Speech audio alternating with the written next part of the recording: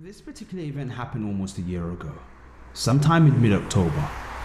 A couple of friends and I drove out to visit an old friend of ours from high school, George, who now lived about an hour out of the city.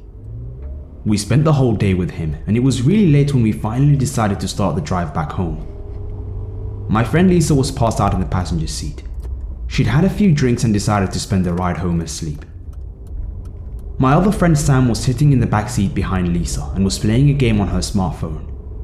I, of course, was driving. I was following the GPS's instructions back to the freeway. At that moment, we were driving down a dark street with thick trees bordering both sides.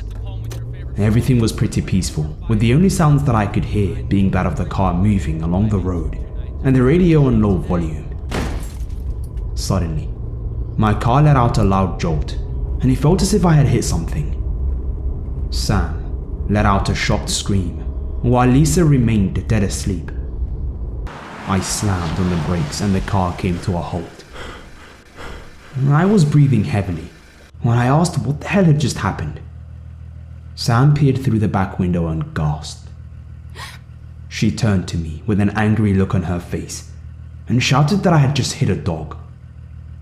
I looked through the back window and sure enough, a dog was laying in the road a few yards behind the car.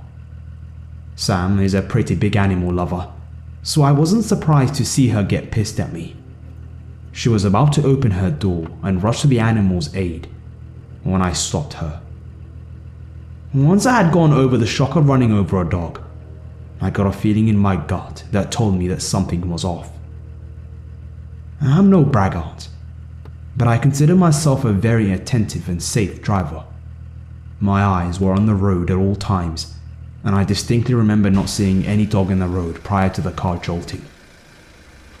Yes, it was dark, but I was sure that I would have at least seen the dog in the headlights before hitting it. I looked through the back window and took a closer look at the dog, or at least as much as I could make out in the reddish light coming from my taillights. It was a fairly big dog, at least a golden retriever or something like that. One particular detail caught my attention. I could see the dog's tail wagging. Now, I'm no expert on the mannerisms of animals, but I was sure the last thing a dog would do after being hit by a car would be to wag its tail.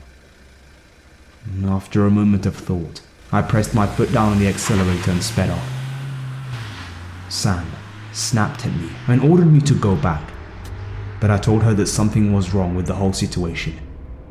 She continued to argue, but she fell silent as she turned back towards the back window. She asked, "What the heck?" with a shaken voice.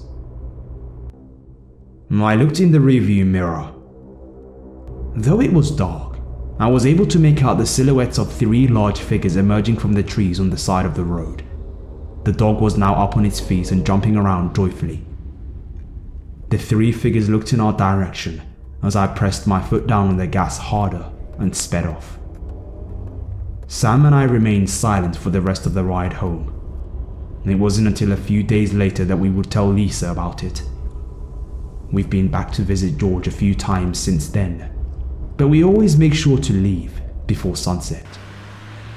Still, I dread to think about what would have happened if we had gone out of the car.